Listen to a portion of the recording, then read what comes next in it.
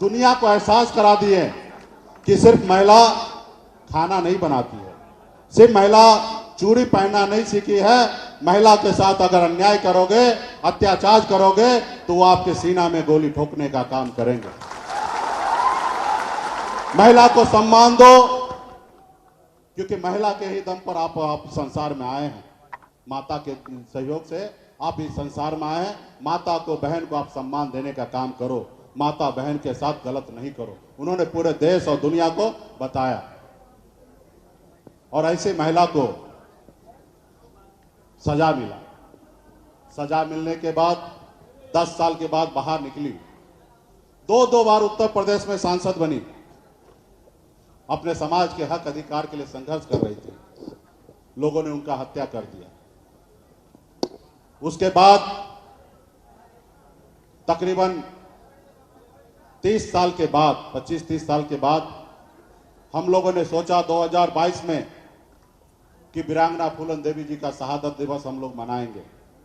2021 में बिहार में तो हम लोगों ने भरपूर अच्छी तरीके से मनाने का काम किया, लेकिन उत्तर प्रदेश में हमने निर्णय लिया कि हर मंडल में एक प्रतिमा पे माला चढ़ाएंगे।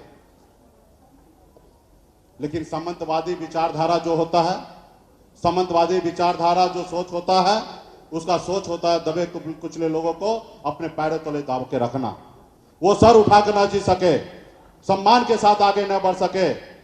और जब मैं उत्तर प्रदेश में वीरांगना फूलन देवी को प्रतिमा पे माला चढ़ाने के लिए गया, तो वहां के सरकार ने, आप सबको पता होगा कि उन्होंने रोक दिया। एयरपोर्ट से ही हमें कलकत्ता भेज दिया। एक हमारे बहन माता फूलन देवी का माला पे, प्रतिमा पे एक माला चढ़ाने के लिए नहीं दे रहा है। तो क्या हम आजाद हैं? इस आजाद भारत में हमारे पूर्वज ने ना जाने कितने हजारों लाखों लोगों ने इस देश को आजादी दिलाने के लिए 250 साल संघर्ष किया, फिर देश आजाद हुआ। और इस आजाद भारत में बाबा साहब भीमराव अंबेडकर ने हम सब के लिए संविधान बना के दिया। क्या उस संविधान का पालन हो रहा है? नहीं। क्या मुझे आजादी से जिंदगी जीने का मौका मिल रहा है? नहीं मिल रहा है। तो इसलिए साथियों, आपको संघर्ष करना पड़ेगा। आपके आने वाला पीढ़ी के लिए संघर्ष करना पड़ेगा और आपको जीना है।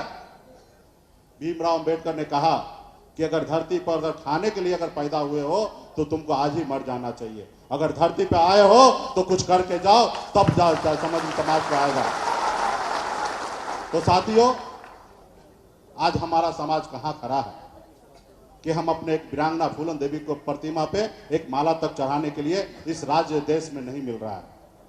तो इसके लिए हमें जागरूक होने की आवश्यकता है और इसके लिए हम लोग बड़ी लड़ाई लड़ेंगे।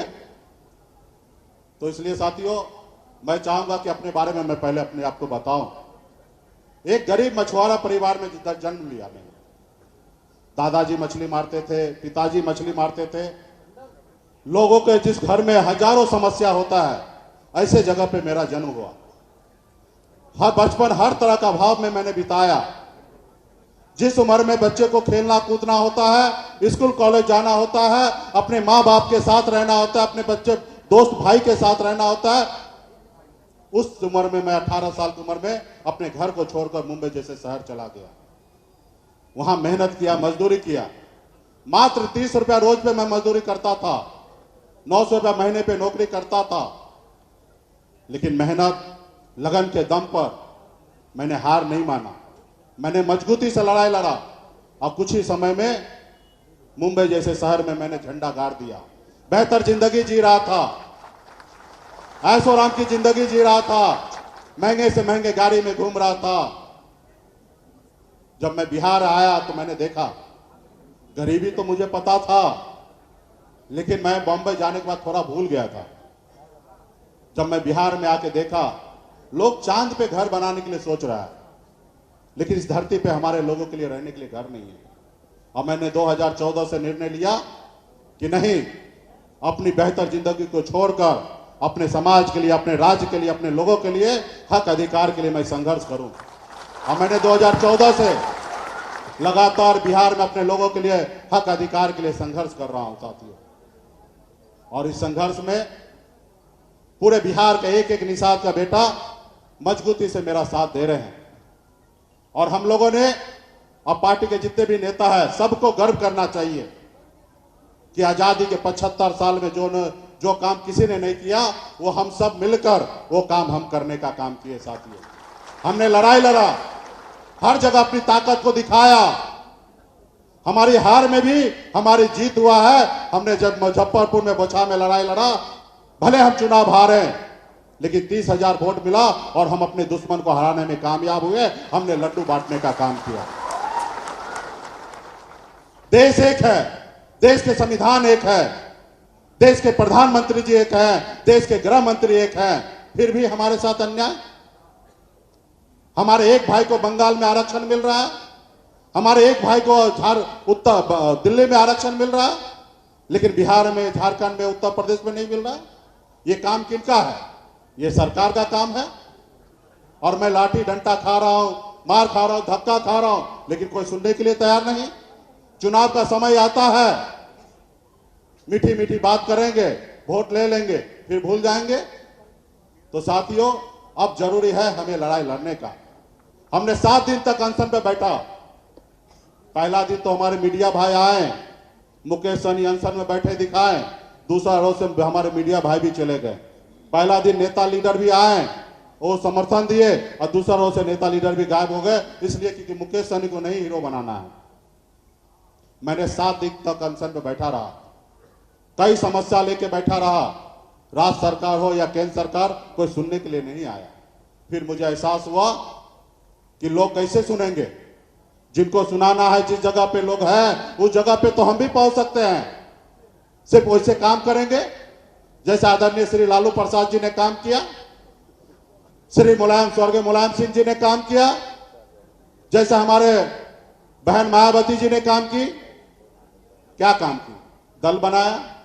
दल बना तो उसको बल मिला, और जब बल मिला तो उनके हर समस्या का हल मिला। तो हमने भी निर्णय लिया कि हम भी दल बनाएंगे, और हमने दल बनाया। और हमारे तमाम यहाँ पे मंच पे बैठे हुए सभी नेता दिन रात एक करके मेहनत करके, और गांधी मैदान में 5 लाख लोगों को लाके दिखा दिया कि निषाद का बेटा सब एक दल के साथ और वीआईपी पार्टी के साथ है। इतना बड़ा शक्ति देखकर, इतना बड़ा ताकत देखकर बिहार के राजनीति में भूचाल आ गया। और एक हफ्ते के अंदर में आदरणीय श्री लालू प्रसाद यादव जी बुला के 3 लोकसभा सीट पे गठबंधन किए और साथ लेके चलने का काम किया। हम लोगों ने साथ में लड़ा, लेकिन जितना शक्ति आपको दिखाना था आपने गांधी मैदान में दिखाया। आप शायद 2019 के चुनाव में आपने नहीं दिखा पाया। आज अगर 2019 के चुनाव में वो ताकत दिखा देते तो शायद आज इस तरीके से हमें इस मंच पे बोलने की आवश्यकता नहीं पड़ता। आपने खून पसीना बहाया, लेकिन जब फसल काटने का समय आया उस समय आपने फसल नहीं काटा। आप 3 लोकसभा सीट हार गए। महागठबंधन में भी लगने लगा कि मुकेश सहनी के पास वोट है या नहीं है। फिर एक अग्नि परीक्षा आया सहरसा में, फिर वहां पे हमने अग्नि परीक्षा देकर अकेले अपने दम पर 30,000 वोट लाया और दुश्मन को मैंने वहां पे हराया। तब फिर एहसास हुआ कि हमारे पास वोट है। फिर भी उनके मन में संशय था। जब 2020 का चुनाव आया तो आपने देखा किस तरीके से हमारे सीट का घोषणा नहीं किया, कि उनको लगा कि हमारे साथ वोट नहीं है, गलतफहमी का शिकार हो गया। और जब मैं गठबंधन से बाहर निकला और जब दूसरे गठबंधन में मैं चला गया, तो पहला जिस गठबंधन में था वो बिहार का सीएम बनने से 10 कदम दूर रह गया। अगर मैं रहता तो 10 कदम दूर नहीं रहते, 100 कदम आगे रहते। तो उनको भी मैंने अपनी ताकत दिखाया, और फिर हम काम करने लगे, अपने लोगों के लिए हक अधिकार की बात करने लगे। तो अगला को लगा, उन लोगों को जिन लोगों ने हमारे पूर्वज को हमको गुलाम बना के रखा था, उनको लगा कि मुकेश सहनी कुछ नहीं था, तब हमको झुका के 11 सीट ले लिया और यूं ही अपने समाज के लिए काम करते रहेगा तो आने वाले समय में ना जाने 51 सीट मांगेगा, एक समय में आएगा 101 मांगेगा, और एक समय आएगा अपने दम पर बिहार में सरकार बनाएगा। इसको खत्म करो। उनको मुकेश सहनी से तकलीफ नहीं था, उनको आपसे तकलीफ था। पार्टी के सभी पदाधिकारी से तकलीफ था, पूरे बिहार के निषाद समाज सभी उपजाति से तकलीफ था। बिन बेलदा, नुनिया, मला, तियर, ताय, चाय, जितने भी हमारे उपजाति हैं उनसे तकलीफ था। वो नहीं चाहता कि अति पिछड़ा का बेटा अपने दम पे खड़ा हो जाए और दूसरा कोई कर्पूरी ठाकुर खड़ा हो जाए। उन्होंने आपके खत्म करने का काम किया। आपका 4 विधायक ले लिया। आप जहां चुनाव जीते थे वहां कैंडिडेट दे दिया, आपके विधायक को खरीद लिया और आपको उस सरकार से बाहर कर दिया जो सरकार आपने बनाया था। अगर 2020 में हम अगर समर्थन नहीं देते तो बिहार में एनडीए की सरकार नहीं बनता और बिहार के मुख्यमंत्री नीतीश कुमार जी शपथ नहीं लेते। हमारे पास भी बहुत सारा ऑफर था, लेकिन हम एक क्लब के वंशज हैं, अमर शहीद जुब्बा सहनी के वंशज हैं, वीरांगना फूलन के वंशज हैं, वेद व्यास के वंशज हैं। हम कभी किसी के साथ गद्दारी नहीं करते, हम ईमानदारी के रास्ते पे चलते हैं। लेकिन उन्होंने क्या किया? उन्होंने क्या किया? आपके विधायक खरीद लिया, आपको सरकार से बाहर कर दिया। जो सरकार आपने बनाया था, अपने समाज के हक अधिकार की काम कर रहा था। 75 साल के बाद तो बिहार में ऐसा मौका मिला, हम 4 विधायक बनाने में कामयाब हुए, लेकिन हम लोग कुछ नहीं किए। आपने देखा होगा माननीय मुख्यमंत्री नीतीश कुमार जी भाजपा से दोस्ती तोड़े और महागठबंधन में चले गए। ये भाजपा वाले हर एक पंचायत में, प्रखंड में, जिला में, प्रदेश में हर जगह धरना दिए। अरे भैया, तुमसे कल दोस्ती किया था, तुमसे दोस्ती तोड़ लिया। कल पार्टनरशिप किया था, पार्टनरशिप तोड़ के कहीं चले गए, तो इसमें क्या गलती है?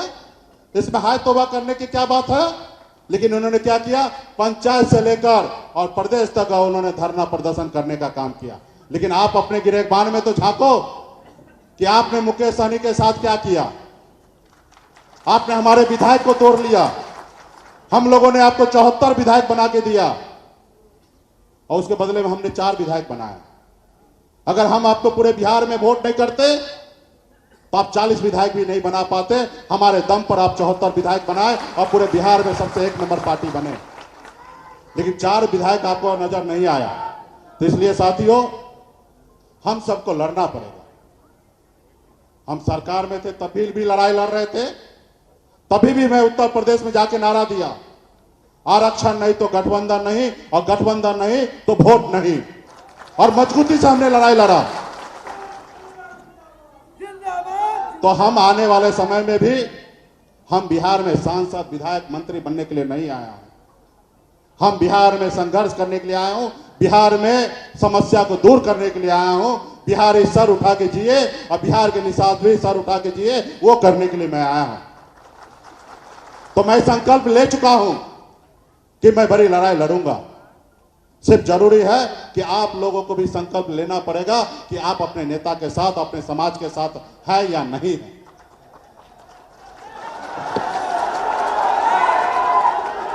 तो इसलिए साथियों, अभी 2 दिन पहले 2 दिन पहले छत्तीसगढ़ में 2 दिन पहले छत्तीसगढ़ में गोड समाज के लोग, गोडी ना क्या नाम था, गोड ना, गोड समाज के 35 साल से लड़ाई लड़ रहे थे उनको एससी के सूची में शामिल करने के लिए।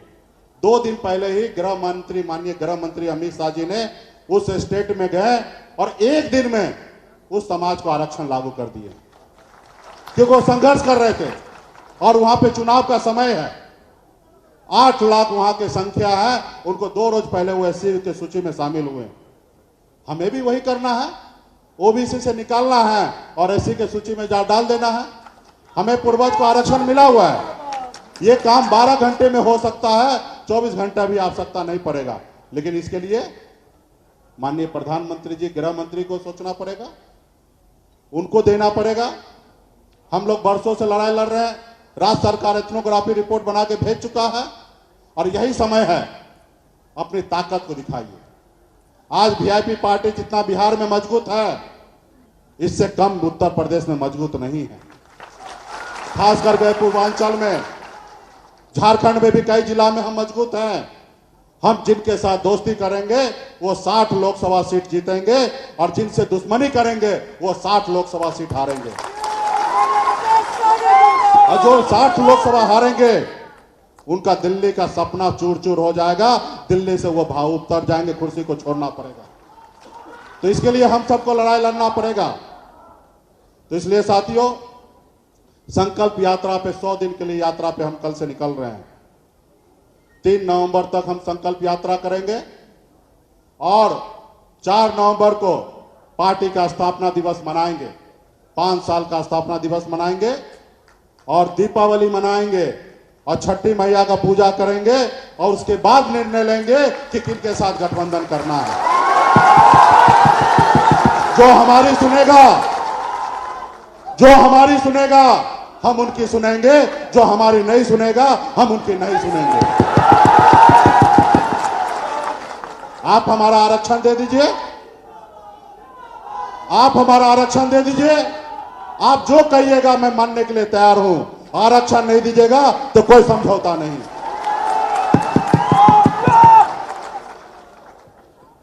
अभी हमको दिल्ली में कई राउंड का बैठक हो रहा था।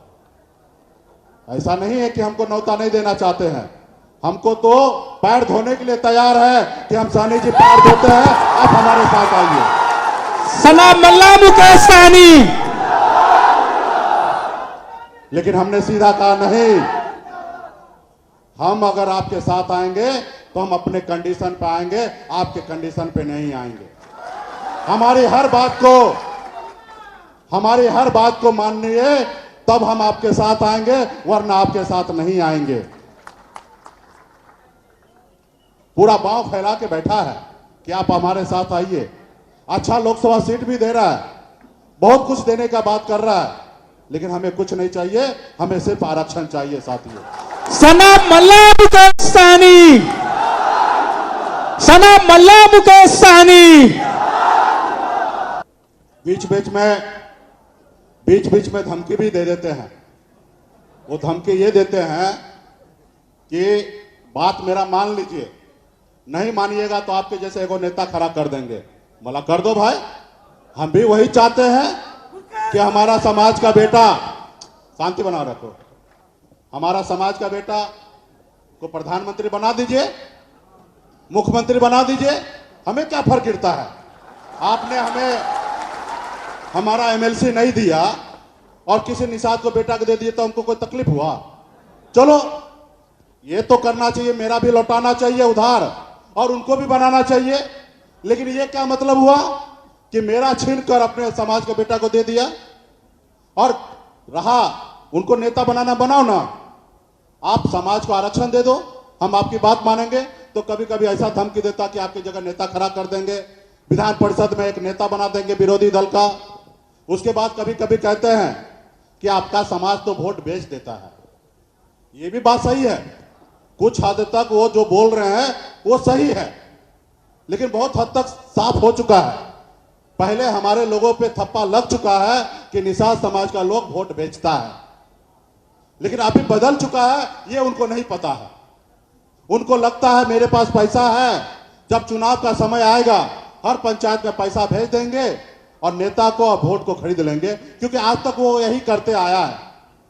और जो करते आया है और जो बिकने वाला है, तो उनको पता है बिकने वाला चीज है। आज 500 में बिक रहा था, अभी ज्यादा से ज्यादा 1000 ले लेगा, 2000 ले लेगा।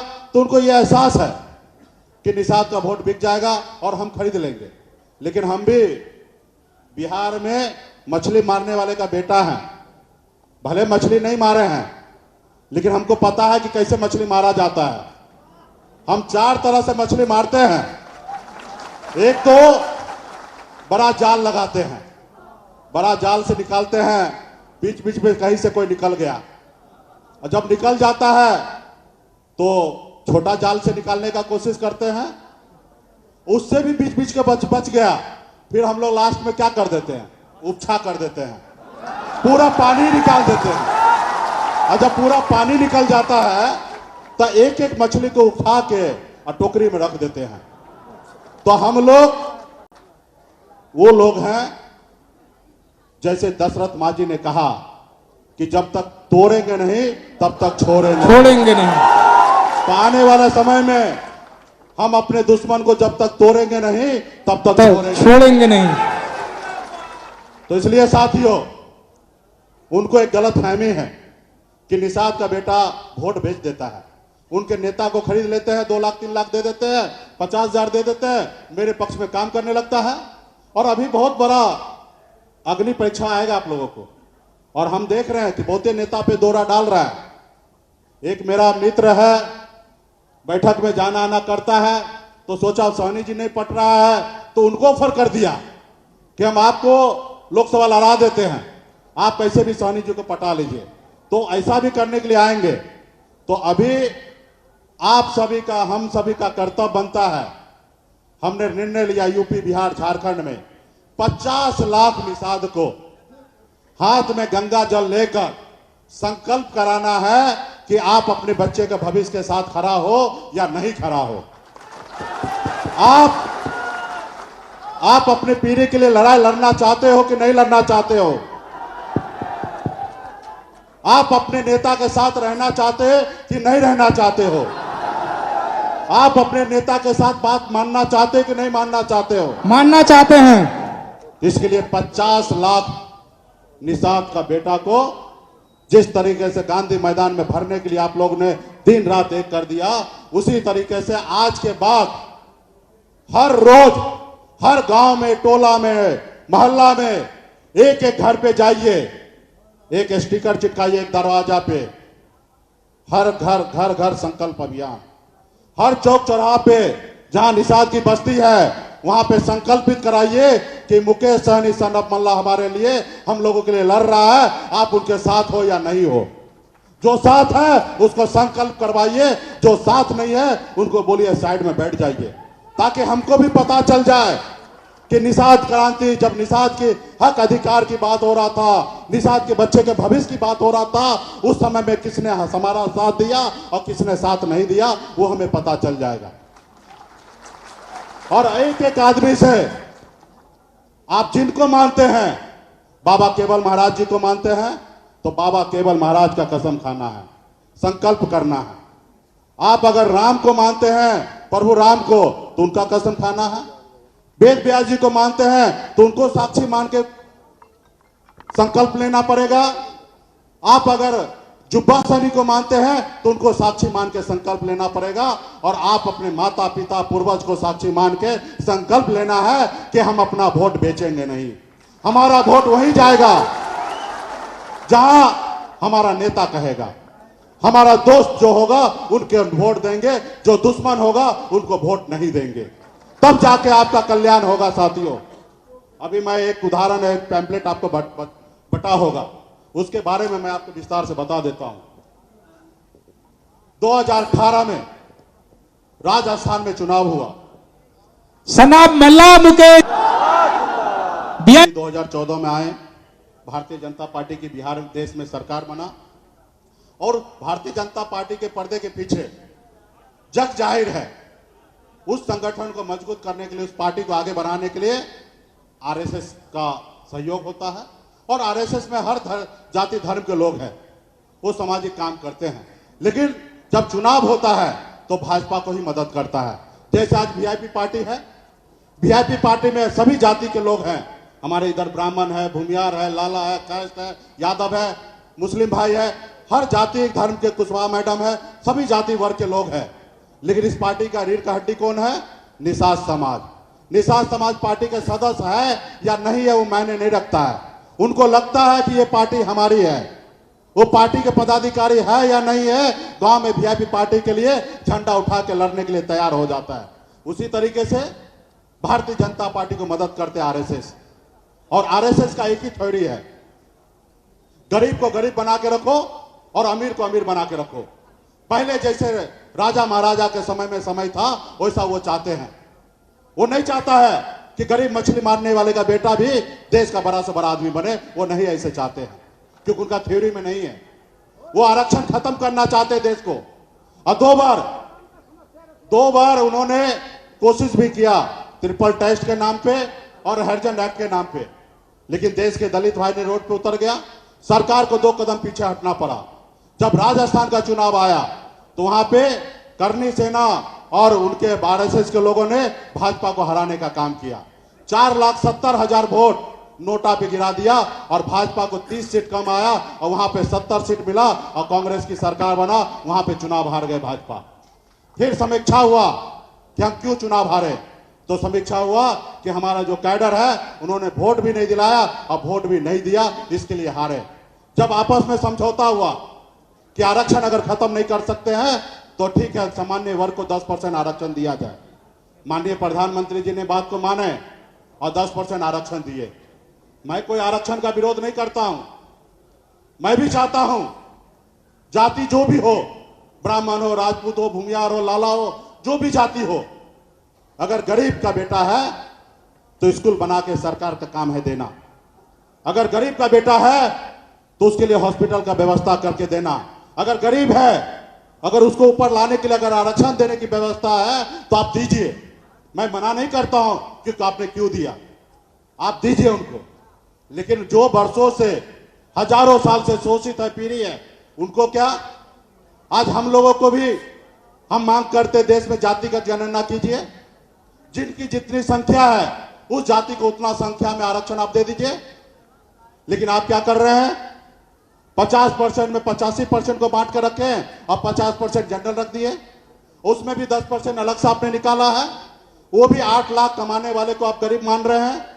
तो मेरी जो पॉलिसी उनके लिए बना है वही पॉलिसी हमारे लिए भी बनाइए।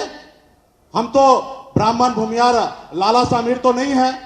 जो आरक्षण उनको 10% दिए वही आरक्षण हमको दे दीजिए। हमको नहीं दीजिए दूसरा आरक्षण, हमारे पास भी वही कैप रख दीजिए। 8 लाख से कम कमाने वाला जो लोग है उनको आरक्षण दीजिए, 8 लाख से ज्यादा कमाने वाला है उनको मत दीजिए। लेकिन अगर आप देश के मालिक हैं, देश के गार्जियन हैं, देश के प्रधानमंत्री हैं, लेकिन आपके नजरिया से सबको एक समान मानने की आवश्यकता है और एक पॉलिसी बनाने की आवश्यकता है। लेकिन चेहरा देख के तो नहीं पॉलिसी बनेगा। अगर चेहरा देख के पॉलिसी बनेगा तो कैसे काम चलेगा? एक तरफ 4 आदमी है, उनको आप 8 रोटी दे रहे हैं खाने के लिए, और एक तरफ 4 रोटी है, उनको 2 रोटी दे रहे हैं खाने के लिए। कैसे वो सरवाइव करेगा? तो इसलिए साथियों, हमारी ये लड़ाई है कि माननीय प्रधानमंत्री जी, हमारे आरक्षण अगर बंगाल में है तो दिल्ली में है तो बिहार और झारखंड में भी मिलना चाहिए, उत्तर प्रदेश में भी मिलना चाहिए। अगर आरक्षण नहीं तो गठबंधन नहीं, गठबंधन नहीं तो वोट नहीं। तो इसलिए हम आप सभी को संकल्प करवाएंगे और हम अपने मुसलमान भाई से कहेंगे, पार्टी के पदाधिकारी से, आप ईश्वर अल्लाह से दुआ कीजिए हमारी संकल्प यात्रा सफल हो। और जो भी यहाँ पे वीआईपी पार्टी के लोग आए हैं, निषाद समाज के लोग हैं, आपके पास हाथ में गंगा जल हो गया रहेगा। गंगा जल ले लीजिए, ढक्कन खोलिए, हाथ में लीजिए और ये वीडियो देश के प्रधानमंत्री तक जाना चाहिए। और जब देखेंगे तो उनको एहसास हो जाएगा कि अब निषाद का बेटा का वोट बिकेगा नहीं,